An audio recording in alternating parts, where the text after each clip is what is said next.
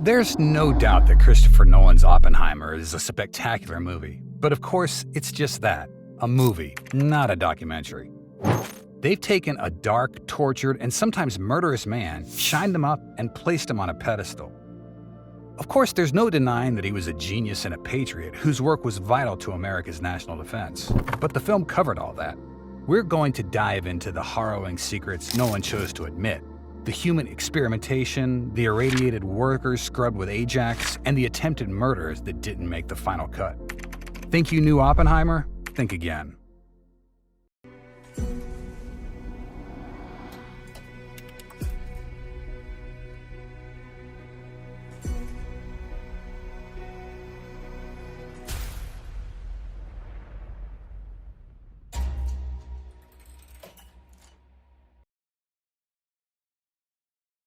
I need physics more than I need friends. J.R. Oppenheimer. As the movie is already 3 hours long, it's easy to understand why Nolan skipped straight to Oppenheimer as a young man. But to fully grasp why he took his darkest turns, we need to go back a little further. Julius Robert Oppenheimer lived an exceptional life from the moment he was born in 1904. He grew up in a New York penthouse decorated with Picasso and Van Gogh originals. He loved poetry from a young age, but didn't read old copies from the library. Instead, his dad sourced rare editions, like his 1712 binding of Geoffrey Chaucer. Of course, his education was also elite, and began at the Ethical and Cultural School, a specialist academy designed to teach its students about injustice and moral good. Tragically, despite every advantage in life, Oppenheimer struggled, not with academics, but with people. Reflecting on his childhood, he described himself as a repulsively good little boy, whose idea of bonding with his classmates was proposing fun games like ask me a question in Latin and I shall answer you in Greek. Unfortunately, it probably won't surprise you to learn that he was horribly bullied, and once at summer camp was stripped naked, had his genitals painted green, and was locked in an ice house for the night. Heartbroken by the treatment he received from his peers, he told his brother, "I need physics more than I need friends," and threw himself into his studies. Interestingly, for a man who'd soon turn his brains to the mysteries of the cosmos, his first splash in the field of science was in rocks, or more specifically, geology. At just 12 years old, he launched his own investigation into the rock formations in Central Park and reported his findings to the most renowned geologists of the day. Unaware they were corresponding with a preteen, they invited him to deliver a lecture at the New York Mineralogical Club. In true Oppenheimer style, he didn't shy away but turned up, stood on a box to see over the podium, and delivered a speech worthy of applause from his shocked audience. Naturally, when Oppenheimer graduated from school, he attended Harvard. There, he took 6 classes per semester instead of the usual 4. He raced through them as fast as he could, establishing a broad but not particularly deep knowledge base. Everything seemed to be going well until he graduated and moved to the University of Cambridge in England. The poisoned apple. One of the most surprising scenes from the movie showed Oppenheimer poisoning his tutor's apple, Snow White style, before being overcome with guilt and racing to save his life. This revelation was shocking enough, but in reality, things were much darker. Here's what really went down. While at Cambridge, Oppenheimer became incredibly homesick, and to make matters worse, his studies weren't going well. While he had an exceptional mind for theoretical physics, his practical work was clumsy and poor. In fact, it was so bad that Cambridge only agreed to accept him if he completed a very basic lab course, and he was made to spend more days making strips of beryllium for a research project. He felt this task was beneath him, along with everything else about Cambridge. His apartment was a miserable hole, his lectures were boring, and his tutor, Patrick Blackett, was continually berating him for his shortcomings in the lab. Tormented, he fell into a deep depression and then finally snapped. The first warning sign came when his friend announced his engagement. Rather than congratulating him, Oppenheimer was overcome with rage and jealousy. He picked up a trunk strap, jumped on his friend from behind, wound the strap tightly around his neck, and attempted to choke him. In another incident, he was on a train trying to read a book on thermodynamics but kept being distracted by a couple making out. When the man left, he strode up to the woman and kissed her. Suddenly overcome with guilt, he fell to his knees, crying and begged her for forgiveness. But he didn't feel guilty for long, as when they arrived at their destination, he was walking up some stairs and noticed her below him. so he tried to drop his suitcase on her head, but thankfully missed. Things got even worse when he turned his bitterness on his tutor, Patrick Blackett. Oppenheimer entered Blackett's classroom, obtained some toxic chemicals, injected them into an apple, and left it on the desk. There's no denying that he intended to poison, if not kill, his tutor.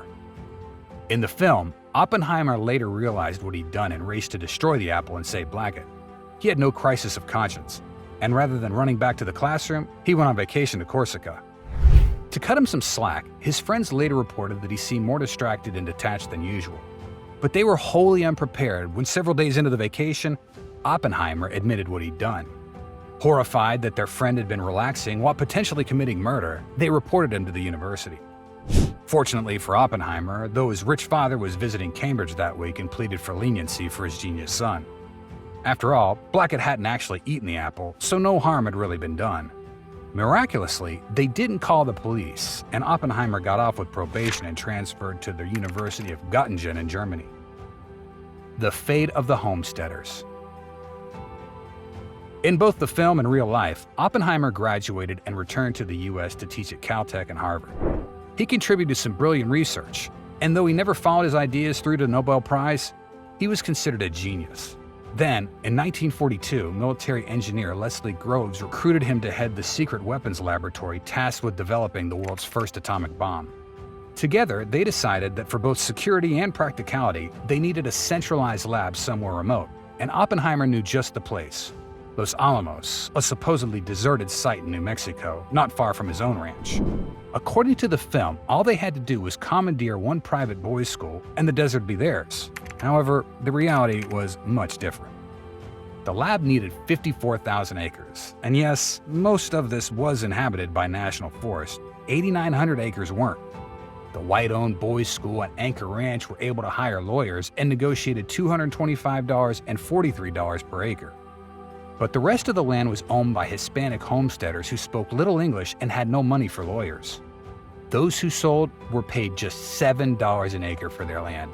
Those who refused it had it taken from them by force under the authority of the Second War Powers Act. When the time came for eviction, landowners were given just 24 hours notice via letters written in English, and some never received letters at all. They had no time to pack and nowhere to go, and Oppenheimer reportedly had no qualms about it. Then the military arrived, shot their livestock, bulldozed their houses and belongings, and chased stragglers out at gunpoint. Having been land-rich but cash-poor, the homesteaders were left with nothing. So when Oppenheimer and his crew at Los Alamos offered them jobs, they had no choice but to accept. It seemed like a lifeline, but in truth, it was a death sentence. Although you never see them in the film, the labs required janitors, not just for everyday trash, but also toxic and radioactive waste. Completely uninformed about what they were dealing with, they cleared beryllium with no protective gear while their white counterparts donned PPE. And after handling radioactive material, they were told to scrub with a 1940s equivalent of Ajax and a pass under a Geiger counter. The instruction was to keep scrubbing until the counter stopped ringing. Tragically, these men would go on to die of beryllium exposure or cancer, and they wouldn't be the only casualties of Los Alamos. Do you want to keep exposing the darkest secrets of human history? Like, subscribe, and turn on notifications to keep supporting our channel. Human experimentation. Nolan's movie would have you believe that Oppenheimer cared deeply for human life and that his hope for his bomb was that it'd be used on Germany or as a deterrent. However, by the time he reached Los Alamos, he'd already committed attempted murder at least 3 times in the suitcase, trunk strap, and apple incidents, which paints a very different picture. However, you may still be shocked to learn what he consented to at Los Alamos. Naturally, working with radioactive material in the hope of creating a chain reaction and the world's most powerful bomb was dangerous, and not just for the ones clearing up. In August 1945, scientist Harry Daghlian was working alone on a criticality experiment. He was attempting to build a neutron reflector, but as he went to place the last brick, the neutron counter alerted him that doing so would cause the assembly to go supercritical. He tried to back away slowly, but dropped the brick, exposing himself to a blast of radiation. Knowing he'd likely received a fatal dose, he disassembled the whole pile before reporting the incident.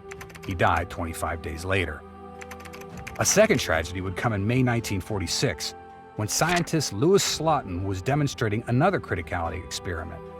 In this case, he was bringing two halves of a sphere with a plutonium core together and measuring the rate of fissioning.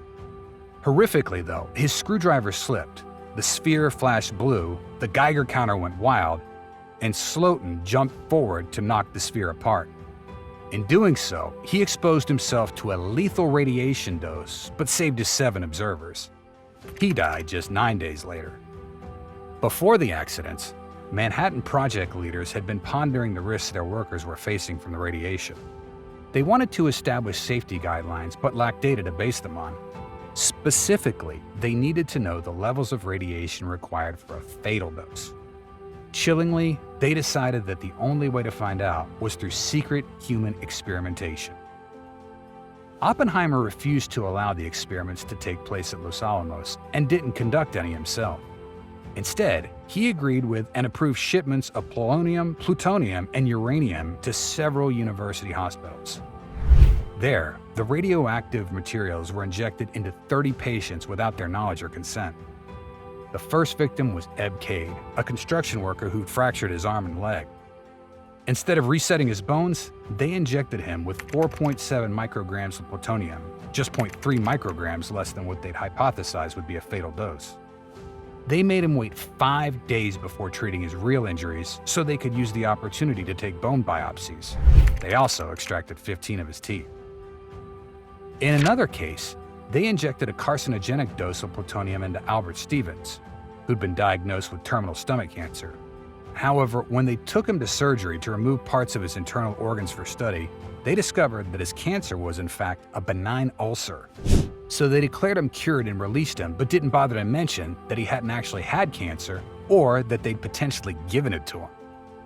Finally, and most heartbreakingly, they also injected plutonium into 4-year-old Simeon Shaw, an Australian boy with terminal bone cancer who traveled to California for treatment. During his month-long stay, his mother was only allowed to visit periodically, and after his release, they conducted no follow-ups. He died just 8 months later, having spent 4 weeks of his short life alone and receiving unnecessary radiation and tests in a foreign hospital.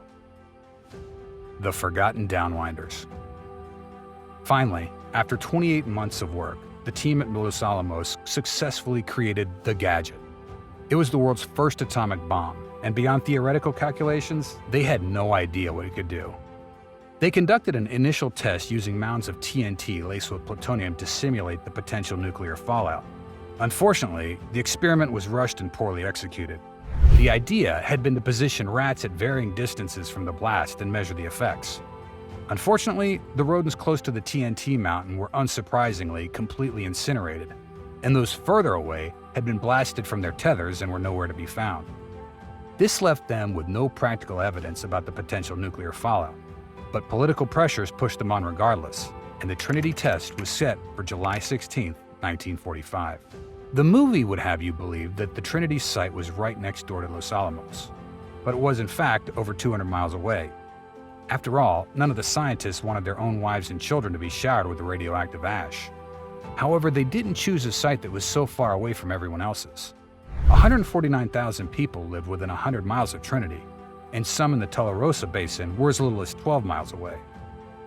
Due to the intense secrecy, residents were given no warning before the explosion, and no one was evacuated. But Oppenheimer knew there was a risk to locals, as proven by journalist William Lawrence's 4 pre-prepared press releases. One was a cover story that an ammunition store had exploded. One announced damage to nearby settlements. Another explained evacuation, and a final chilling article included a placeholder for the names of those who may have been killed. As an observer himself, he knew he was potentially writing his own obituary. Then, at 5:29 a.m. on July 16th, the gadget was detonated. The first wave of the explosion came as a blinding light visible from 280 miles away. Then, a 38,000-foot mushroom seemed to erupt out of the desert, carrying tons of molten sand as it stalked. Above it, an enormous multicolored cloud billowed out, appearing golden, purple, violet, gray, and blue. This couldn't be seen in the movie, as Nolan chose not to use CGI. Then, after a 30-second delay due to the speed of sound versus light, came the boom and the shockwave. The force was strong enough to smash windows in Silver City 180 miles away. Later, when Oppenheimer was asked to describe the moment, he said, "A few people laughed, A few people cried. I remembered a line from the Hindu scripture, "Now I am become death, the destroyer of worlds." Thanks to the thermal updraft, very little of the radioactive dust fell on the test site. Initially, it was blown across an area 250 miles long and 200 miles wide. Wells, crops, houses, and cisterns were all contaminated. Thanks to the human experimentation, Oppenheimer knew consuming the dust was dangerous, but did nothing. The military lied to residents right up until Hiroshima, and in those critical weeks, people drank, cooked, and bathed in the water. The area that received the most fallout was Chupadera Mesa, 30 miles away. There, livestock were covered with a fine white dust, which inflicted beta burns and removed their hair. It grew back an eerie white. The team at Trinity bought the 88 cattle affected, but beyond that, paid very little attention to the exposure of those downwind of the site. They did send some radiation-detecting film badges to nearby post offices to collect a record of exposure. But due to the secrecy, no one knew what they were, so many weren't deployed correctly or weren't used at all. In an attempt to gather some usable data, they sent soldiers out armed with Filter Queen vacuum cleaners to collect dust samples. However, this was also poorly executed. At least one man gave up after he heard his superior declare it a waste of time, and another lost his respirator and followed the official backup plan of breathing through a slice of bread. Even without the data, though, there was no doubt that locals had received many times the safe level of exposure. In the months following the Trinity test, infant mortality in New Mexico shot up by 56%, and in the years that followed, leukemia and thyroid cancer ravaged the local communities. Director of the health group at Los Alamos, Louis H. Hempelman, later wrote in his memoir, "We really shouldn't have done the test. A few people were probably overexposed, but they couldn't prove it and we couldn't prove it, so we just assumed we got away with it." Some effort has been put into compensating the downwinders, as far as money could ever make up for the loss of loved ones. But it is too little and is available for too few. The Radiation Exposure Compensation Act, or RECA, provides a one-time payment of $50,000 to those exposed to the tests. But hospital bills for cancer treatment can reach the hundreds of thousands. Plus, some areas like southern Mojave County, which received higher doses of radiation than those compensated, were never included in the act. Today, activists known as the Tularosa Basin Downwinders Consortium are still fighting for justice. After the test. After Trinity, the film stays pretty true to life. Although Oppenheimer was impressed by the power of his bomb, he was devastated by the 129,000 to 226,000 people killed in Hiroshima and Nagasaki. He really did tell President Truman that he felt he had blood on his hands and was called a crybaby in response. And he was also frustrated to learn that Japan was on its way to surrender, and the bombings may not have been necessary after all. This led him to oppose the development of the H-bomb, an anti-nuclear stance that turned officials against him and led to the humiliating and biased hearings that accused him of being a Soviet informant and had him stripped of his security clearance. It took around 70 years for officials to admit that the decision was unjust, and in 2022, 55 years after his death, Oppenheimer's security clearance was reinstated. In the press release, Secretary of Energy Jennifer Granholm noted, "As time has passed, more evidence has come to light of the bias and unfairness of the process that Dr. Oppenheimer was subjected to, while the evidence of his loyalty and love of country have only been further affirmed." This brings us to the end of the true story of Oppenheimer. Yes, he worked tirelessly and made incredible contributions to U.S. national defense and physics at large. But he was also a complicated man with a twisted side, which is perhaps the very reason he was able to father a bomb that would kill hundreds of thousands. So what do you think? Did Nolan's Oppenheimer capture the right bits of history? Or do you think the public could have handled seeing both sides of Oppie? In its 3-hour runtime, was there no room for the Homesteaders and Downwinders? Were they just forgotten? Or was it a deliberate choice taken to avoid blighting the record of an American hero? Thank you for taking the time to watch, like, and subscribe. Your support means we can keep making incredible videos and uncovering the truth behind the stories that make it to the big screen. Got an idea for a movie you want us to fact check next? Let us know in the comments.